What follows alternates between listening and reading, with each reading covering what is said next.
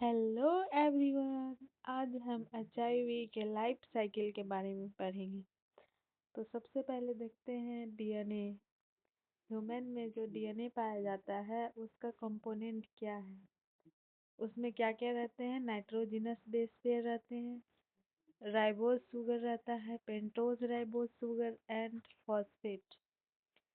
Nitrogen base pair plus ribose sugar, ये दोनों मिला के क्या बनता है, न्यूक्लियोसाइड। उसके बाद न्यूक्लियोसाइड में अगर हम फॉस्फेट ऐड कर देंगे तो वो क्या बन जाएगा, न्यूक्लियोटाइड। बहुत सारे न्यूक्लियोटाइड जब एक साथ जुड़ जाएंगे तो उससे क्या बनेगा, डीएनए। अब देखते हैं एचआईवी का लाइफ साइकिल।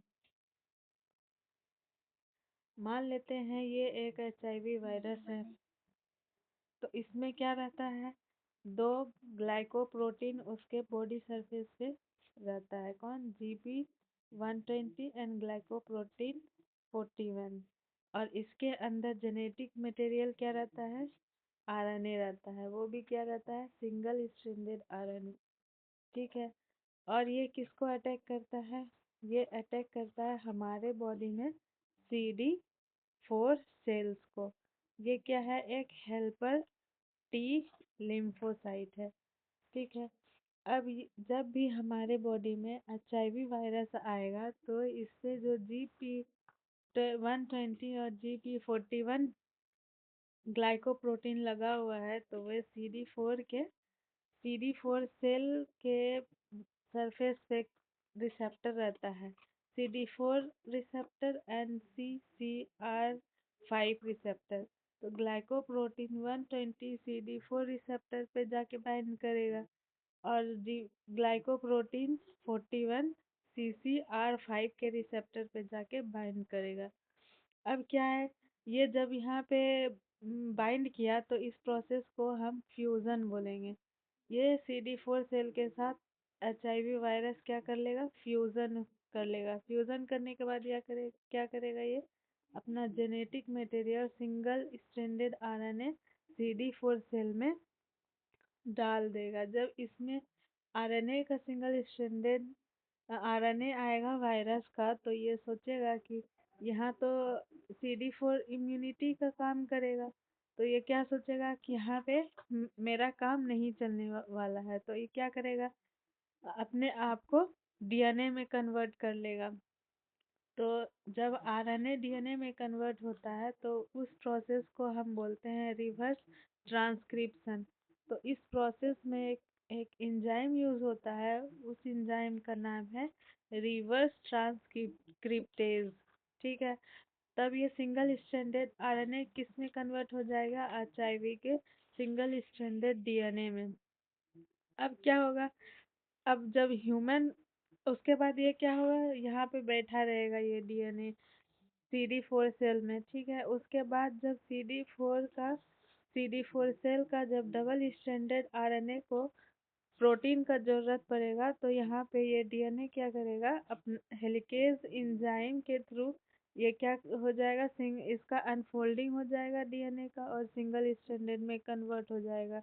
उसके बाद क्या होगा कि ये जब एचआईवी का डीएनए देखेगा कि जैसे ये सिंगल स्ट्रैंडेड डीएनए आया तो ये इसके साथ क्या करेगा, एचआईवी का डीएनए इसके ह्यूमन डीएनए के साथ बाइंड कर जाएगा।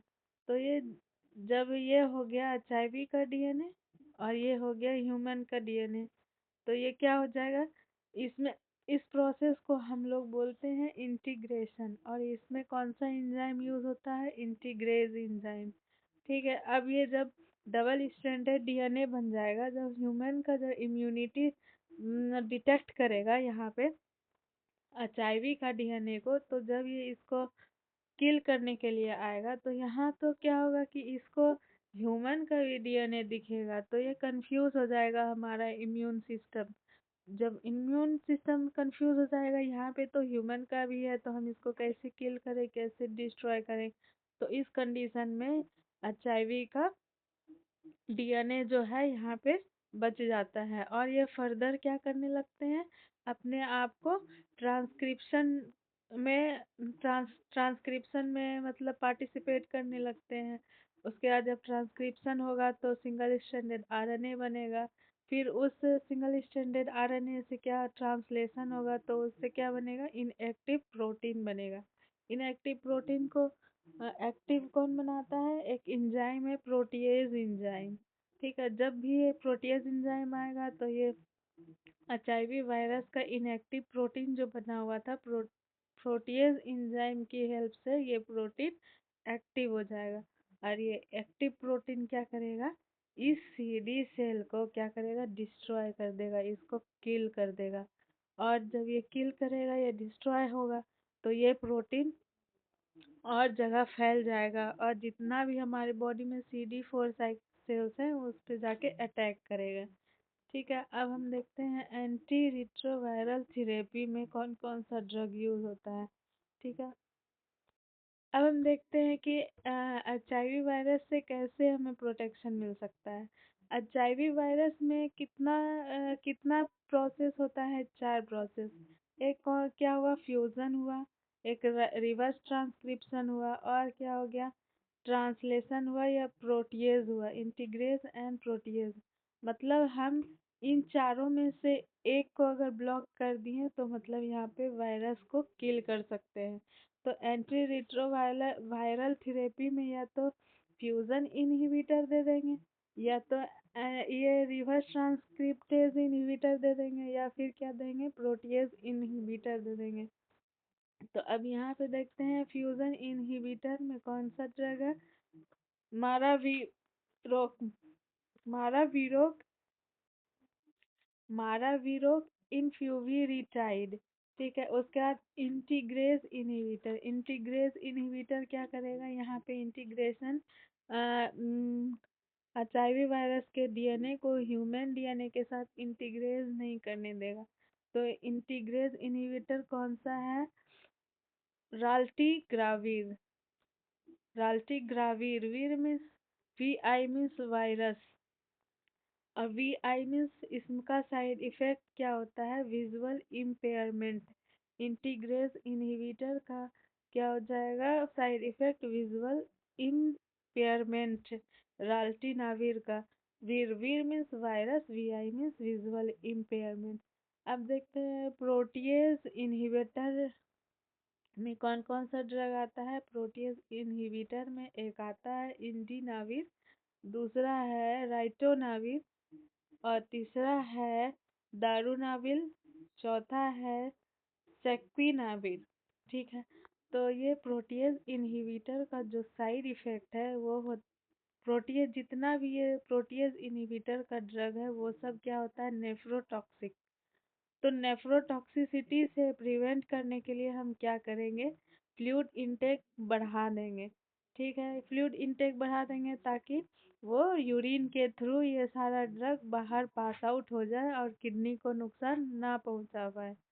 और ये प्रोटीएज इनहिबिटर जो ड्रग है वो क्या होता है, इंसुलिन रेसिस्टेंस होता है, मतलब सेल में जो भी इंसुलिन का रिसेप्टर है उसको ये क्या कर देता है, डिस्ट्रॉय कर देता है।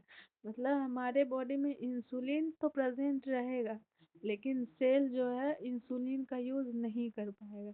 तो क्या हो जाएगा, उसके कारण हाइपोग्लाइसीमिया हो जाएगा। तो इसको हम किस में नहीं देंगे, डायबिटिक पेशेंट में प्रोटीएज इनहिबिटर को कभी नहीं देंगे। और ये प्रोटीएज इनहिबिटर देने से पहले क्या करेंगे, हमेशा मॉनिटर करेंगे ब्लड शुगर को। ठीक है, और ये जो है इसमें प्रोटीएज जितना भी प्रोटीएज इनहिबिटर का ड्रग है वो क्या करता है, उसको हम इम्टी स्टोमक में देंगे। All give empty stomach except darunavir. Empty stomach में इसीलिए देंगे क्योंकि फूड जो है इन सब का एब्जॉर्प्शन को क्या करता है, ये सब ड्रग का एब्जॉर्प्शन को कम कर देता है, इसीलिए हम ये तीनों ड्रग को एम्प्टी स्टोमक में देंगे। लेकिन दारूनाविर जो है वो उसमें क्या होता है, फूड जो है इस ड्रग का एब्जॉर्प्शन को इंक्रीज करता है, इसीलिए हम हमेशा दारूनाविर को फूड के साथ देते हैं। ठीक है, अब नेक्स्ट स्लाइड देखते हैं। जैसे कि रिवर्स ट्रांस, अब चौथा हो गया रिवर्स ट्रांसक्रिप्टेज इनहिबिटर। ये क्या हो जाएगा यहाँ पे, इसमें क्या हो जाएगा कि रिवर्स ट्रांसक्रिप्शन ये बैक्टीरिया ये वायरस एचआईवी के आरएनए को नहीं करने देगा रिवर्स ट्रांसक्रिप्शन। ठीक है, अब इसमें कौन कौन सा है, इसमें भी दो टाइप का आता है, एक है NRIT और दूसरा है NNRTI। NRTI मीन्स हो गया nucleoside reverse transcriptase inhibitor. NNRTI का हो गया non nucleoside reverse transcriptase inhibitor. अब देखते हैं NRTI में कौन कौन सा ड्रग आता है। NRTI में एक आता है ज़िडोव्यूडिन। ठीक है, ये ज़िडोव्यूडिन क्या करता है, इसका साइड इफेक्ट है बोन मैरो सप्रेशन। ज़िडोव्यूडिन हमेशा बोन मैरो को, इसका साइड इफेक्ट है बोन मैरो सप्रेशन, मतलब बोन मैरो जब सप्रेस्ड हो जाएगा तो हमारे बॉडी में क्या हो जाएगा, आरबीसी नहीं बनेगा। आरबीसी नहीं बनेगा तो क्या हो जाएगा, एनीमिया हो जाएगा। तो इसीलिए ज़िडोव्यूडिन को हमेशा देने से पहले क्या करेंगे, हेमोग्लोबिन का टेस्ट कराएंगे। और ज़िडोव्यूडिन कब नहीं देंगे, जब हेमोग्लोबिन 7 मिलीग्राम पर डेसीलीटर से कम हो जाए तो ज़िडोव्यूडिन कभी नहीं देंगे। दूसरा ड्रग है NRTI का स्टाव्यूडिन। स्टाव्यूडिन का साइड इफेक्ट है ये पेरिफेरल न्यूरोपैथी कराता है। ठीक है, और तीसरा है डिडेनोसिन। डिडेनोसिन क्या करता है, पेनक्रियाटाइटिस कराता है। ठीक है, इसका साइड इफेक्ट पेनक्रियाटाइटिस है डिडेनोसिन का। अब अवाकाविर का साइड इफेक्ट है मायोकार्डियल इन्फार्क्शन। ठीक है, तो मायोकार्डियल इन्फार्क्शन हो जाए, इसका साइड इफेक्ट है एवाकाविर। तो एवाकाविर को देने से पहले हम हमेशा क्या करते हैं, मॉनिटर ईसीजी फाइंडिंग्स। ईसीजी अगर नॉर्मल होगा तभी हम एवाकाविर देंगे, अगर ईसीजी एबनॉर्मल होगा तो इसको हम नहीं देंगे। अब पांचवा है टीनोफोविर। टीनोफोविर जो है NRTI मोस्ट इफेक्टिव ड्रग है, लेकिन ये क्या है, नेफ्रोटॉक्सिक होता है। कौन सा, टीनोफोबिक। इसीलिए टीनोफोबिक देने से पहले हम लोग क्या कराते हैं, रीनल फंक्शन टेस्ट।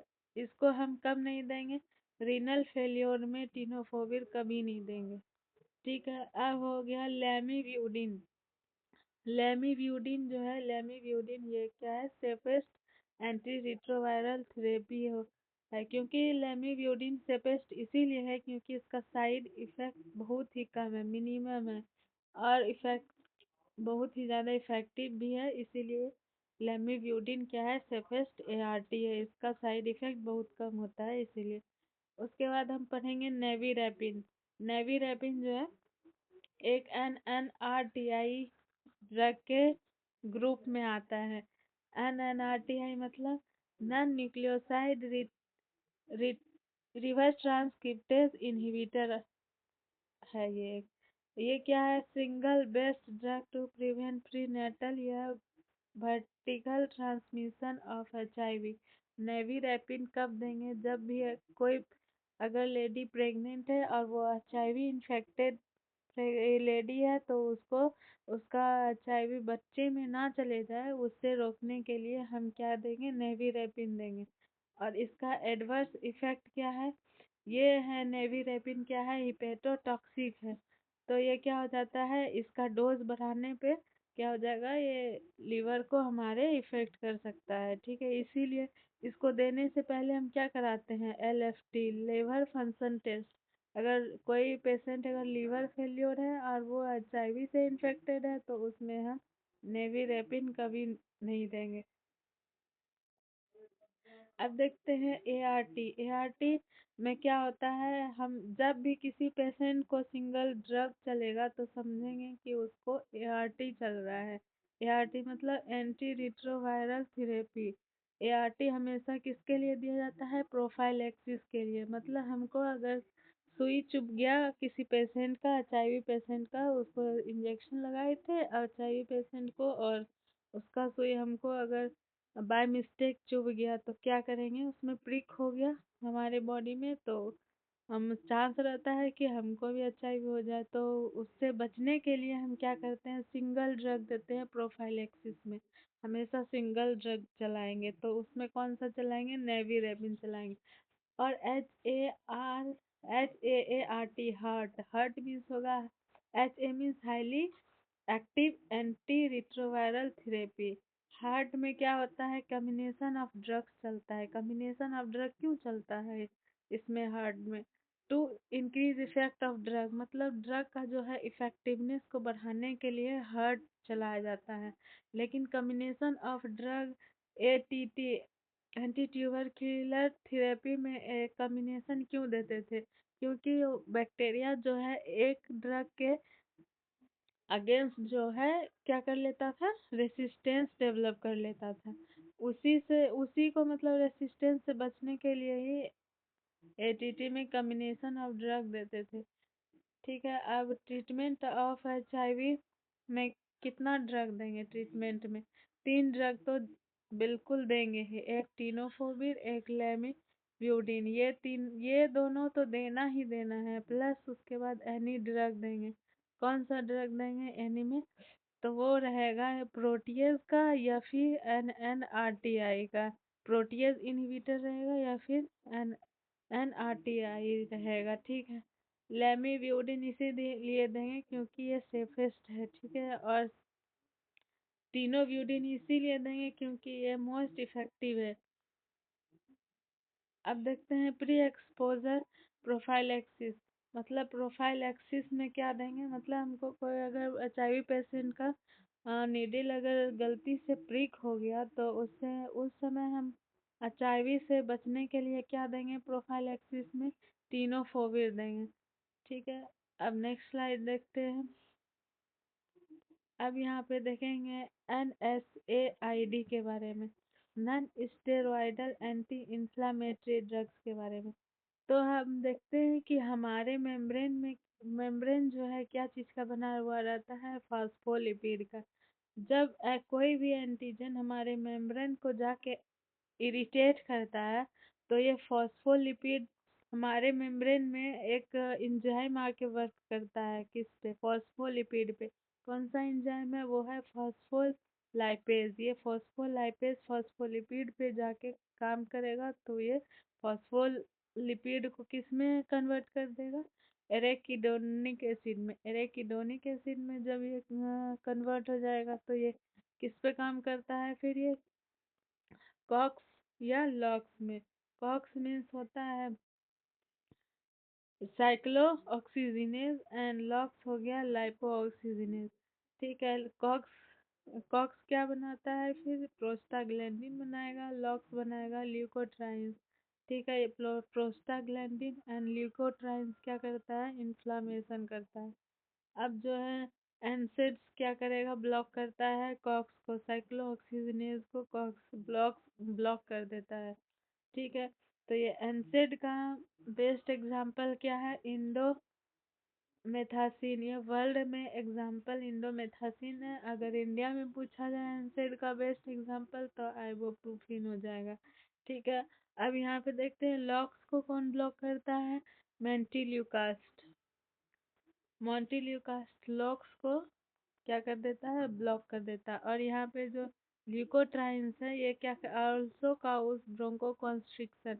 मतलब ये ल्यूकोट्राइन्स हमें क्या करता है, कभी कभी ब्रोंको कॉन्स्ट्रिक्शन कर देता है। तो ये drug of choice in asthma क्या दिया जाता है? मॉन्टिल्यूकास्ट को भी दिया जाता है।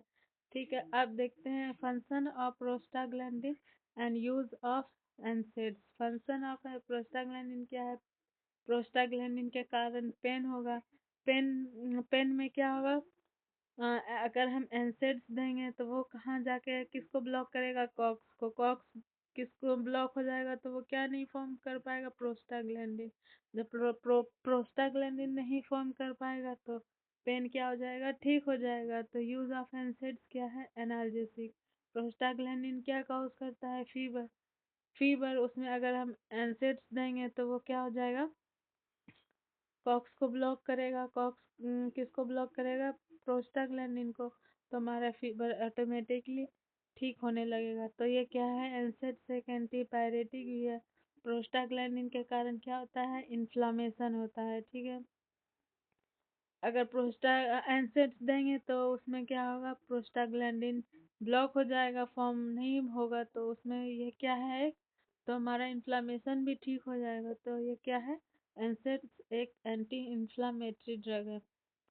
अब ये फंक्शन ऑफ प्रोस्टाग्लैंडिन में इसका चौथा फंक्शन है डक्टस आर्टेरियोसस पेटेंट को ये क्या करता है, बना के रखता है। हमारे जो भी फीटल सर्कुलेशन में पेटेंट डक्टस आर्टेरियोसस क्या रहता है, सर फीटल सर्कुलेशन के लिए वो जरूरी रहता है। लेकिन ये कभी कभी क्या होता है कि ये न्यू बॉर्न बेबी में भी प्रेजेंट रहता है, तो उसको बंद करने के लिए क्या रहता है, क्या देंगे हम, एनसेड्स देंगे। मतलब जब भी एनसेड्स देंगे तो वो क्या करेगा, प्रोस्टाग्लैंडिन को फॉर्म नहीं करने देगा। जब प्रोस्टाग्लैंडिन नहीं बनेगा तो ये क्या होगा, डक्टस आर्टेरियोसस पेटेंट को क्या करेगा, ये बंद कर देगा। तो इसका ड्रग ऑफ चॉइस क्या है, आइबोप्रोफिन या इंडोमिथासिन वर्ल्ड में। ठीक है, ये जो है डक्टर आर्टेरियोसस पेटेंट किससे बना हुआ रहता है, मदर के फीटल पीरियड में मदर के प्रोस्टाग्लैंडिन से यहाँ पे इसका डक्टर आर्टेरियोसस पेटेंट बना हुआ रहता है। अब देखते हैं कि ये स्टोमक में क्या करता है। प्रोस्टाग्लैंडिन स्टोमक में क्या करता है, एचसीएल के प्रोडक्शन को क्या करेगा, डिक्रीज करेगा। ठीक है, स्टोमक में प्रोस्टाग्लैंडिन क्या करता है, स्टोमक के वाल से क्या सीक्रेट होता है, प्रोस्टाग्लैंडिन। तो ये प्रोस्टाग्लैंडिन क्या करेगा, एचसीएल के प्रोडक्शन को डिक्रीज कर देगा and prevent from acidity and stomach ulcer. ठीक है, और ये क्या करता है, प्रोस्टाग्लैंडिन यूट्रस के कॉन्ट्रेक्शन को ये इंक्रीज करता है। ठीक है, drug of choice for first trimester abortion. अगर फर्स्ट ट्राइमेस्टर में अगर किसी का एबॉर्शन करना है तो उसमें भी हम मिसोप्रोस्टोल देंगे।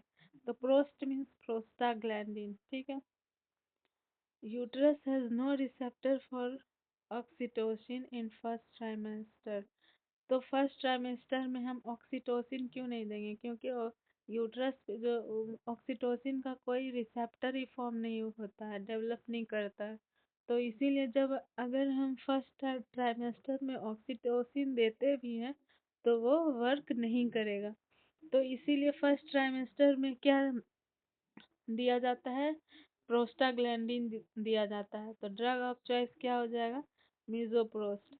अब एटोनिक यूट्रस के कारण क्या हो जाता है, PPH post partum haemorrhage. Atonic uterus क्या होता है, वो जो है कॉन्ट्रैक्ट नहीं होता है, तो पोस्टपार्टम हेमरेज का एटोनिक यूट्रस जो काउस रहता है, तो उसको हम कॉन्ट्रैक्ट कराने के लिए क्या देते हैं, कार्बोप्रोस्ट देते हैं। प्रोस्ट मीन्स प्रोस्टाग्लैंडिन। ठीक, प्रोस्टाग्लैंडिन देंगे या फिर मिथर्जिन देंगे। और most common side effect of एनसेड क्या होता है, एसिडिटी। एसिडिटी क्यों होगा, अभी हमने पढ़ा था कि प्रोस्टाग्लैंडिन क्या करता है, एचसीएल के प्रोडक्शन को कम करता है। अगर हम एनसेड्स देंगे तो वो एनसेड का ब्लॉक करेगा। एनसेड को प्रोस्टाग्लैंडिन को जब ये ब्लॉक कर देगा तो एचसीएल का प्रोडक्शन ज़्यादा होने लगेगा। तो क्या हो जाएगा, हमारे स्टोमक्स में एसिडिटी ज़्यादा इंक्रीज हो जाएगा। अब देखते हैं इसका नेक्स्ट फंक्शन है, प्रोस्टाग्लैंडिन का सर्विक्स का राइपनिंग कराता है। तो इसमें ड्रग ऑफ चॉइस क्या हो जाएगा, डीनोप्रोस्ट डाइनोप्रोस्ट। प्रोस्ट मीन्स प्रोस्टाग्लैंडिन। एनसेड्स किस पे काम करता है, कॉक्स इनहिबिटर होता है। कॉक्स क्या नहीं बनाए, कॉक्स को जब ये इनहिबिट कर देगा तो क्या हो जाएगा, प्रोस्टाग्लैंडिन नहीं बनेगा। तो अब देखते हैं मोंटिल्यूकास्ट जो है किस पे काम करता है, लॉक्स पे। और जब लॉक्स पे मोंटिल्यूकास्ट लॉक्स को ब्लॉक करेगा तो ल्यूकोट्राइन्स भी नहीं बनेगा। तो ल्यूकोट्राइन्स क्या काउज करता है, ब्रोंकोकॉन्स्ट्रिक्शन। जब ये अगर मोंटिल्यूकास्ट देंगे तो ये क्या हो जाएगा, ल्यूकोट्राइन्स कम बनेगा और इसको यूज्ड इन अस्थमा, इसको हम अस्थमा में यूज कर सकते हैं। जब ये ल्यूकोट्राइन्स कम बनेगा तो इसका ब्रोंको डायलेशन हो जाएगा, तो अस्थमा में रिलीफ होगा मोंटिल्यूकास्ट से। अब drug of choice for NSAIDs induced ulcer. मतलब एनसेड्स मैंने पिछले स्लाइड में बताया था, एनसेड्स के कारण क्या होता है, पेप्टिक अल्सर हो सकता है। तो उसमें जो है हम जब भी एनसेड्स देंगे तो एनसेड्स में क्या देंगे, हम एसिड को कम करने वाला ड्रग्स देंगे। तो कौन सा ड्रग देंगे, पीपीआई, प्रोटोन पंप इनहिबिटर, ताकि हमारे स्टमक में जो भी एक्स्ट्रा अमाउंट में एचसीएल फॉर्म होता है वो मतलब उससे हमारा स्टमक बचा रहे। ठीक है, थैंक यू।